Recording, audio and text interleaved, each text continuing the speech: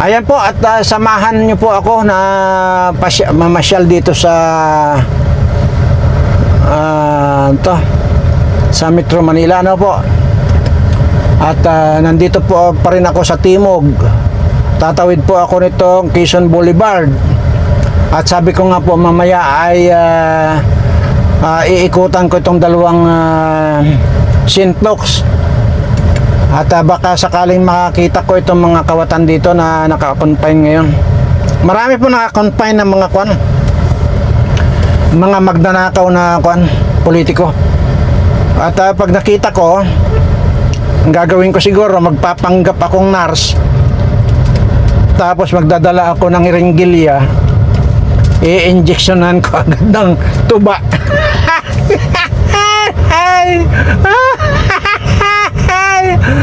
Tuba yung pang-injection ko sa kanila.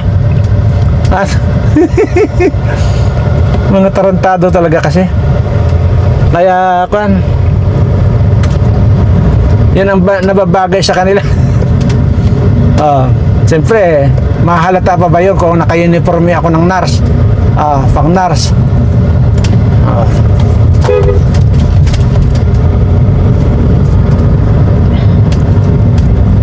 Kaya pag nakita ko talaga, halimbawa nakadextrose yan,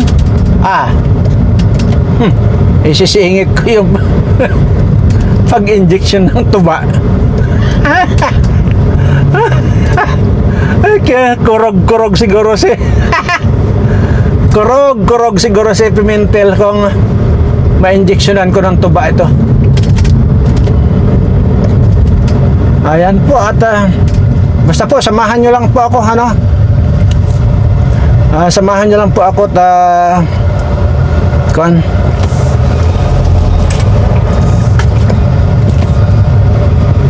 nakakaasar naman dito sa Metro Manila.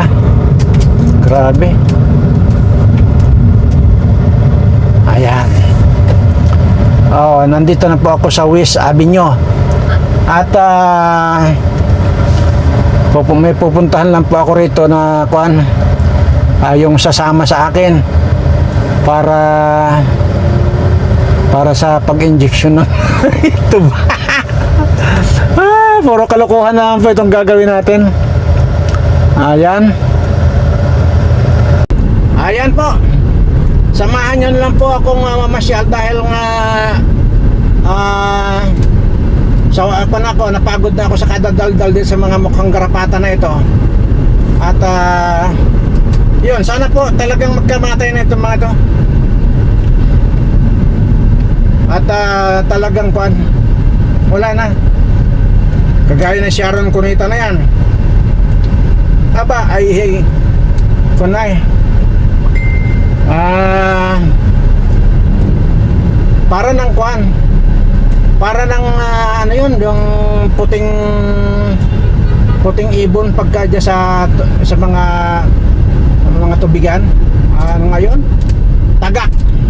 Para na pong tagak ang liig ni Sharon Cunita. At para na po siyang aswang talaga. Magpapagamot na po siya sa Singapore. Ayan.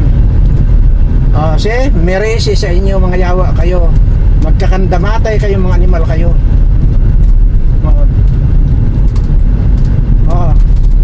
Yung yung governor ng Cebu, yang si Barik 4 na yan, napunong-puno na rin ng garapata ang bilat niyan. Talagang mga manggagamit ito, mga bilat na ito, bilat na mga garapatang to. Tarantado talaga kahit kailan. Ayan. So ayan po, at ipapasyal ko lang po kayo. Samahan nyo lang ako mamasyal. At mayroon po kasi kaming kukunin na na mahalagang bagay dito sa parting Pangasinan. At kasi pang preparasyon lang po itong amin ito. At at the same time, kaninang umaga ay pumunta na rin po ako sa dalawang St. Luke's. St. Luke's sa BGC at saka St. Luke's sa Quezon City. Kasi nga gusto ko sana makita kung nakadextrose ba itong si Pimentel. Kung nakadextrose nga sana, ay i-injectionan ko na rin siya ng tuba. Ayan, magkandamatay na lang kayo mga putanganan nyo. Kayo ang pahirap sa bayan. Napakarami nating mga kababayan ang mga hirap na hirap sa buhay. Gutom na gutom ngayon. Pero wala pa rin kayong tigil sa kananakaw ng mga hayop kayo. Bullshit kayo talaga. Kahit kailan mga bullshit kayo. At ano pa, yung kon pala, yung si Kimbo pala, si Kimbo ngayon ay kasalukuyan naghihingalo na rin. At basta lahat po yan, si Ridon. Si Ridon pala yung para mukhang palaka dyan sa Kongreso. Ay ko na po, unti-unti na rin pong napupuno ng hangin ng ulo. Ayan, sasabog na rin po ang ulo niyan. Kasi napupuno na po ng hangin ang ulo. At yan po si Ridon. At pati nga po yung pisngi ay lumulubo na rin sa kananakaw na rin ng hayop na yan.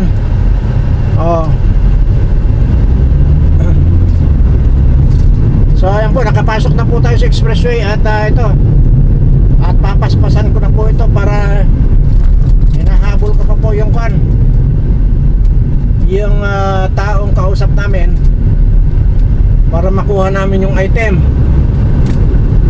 Hindi siya po baka bangag, baka naman sabihin mo siya po yung kukunin namin ha. Makina po yun, kailangan namin sa kailangan namin sa pag-produce pa ng kuryente. Ayan.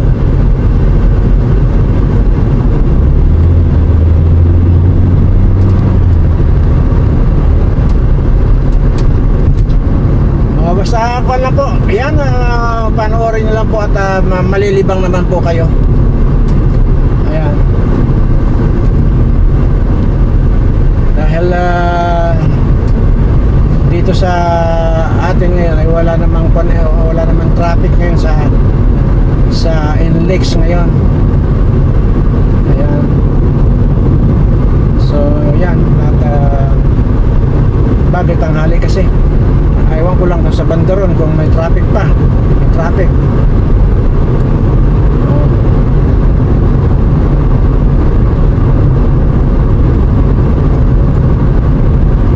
Hi.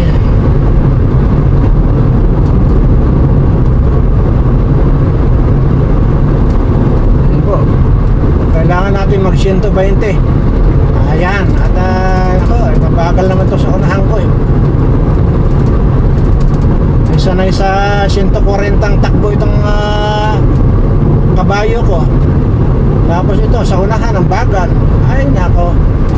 Ano ba yan? Move!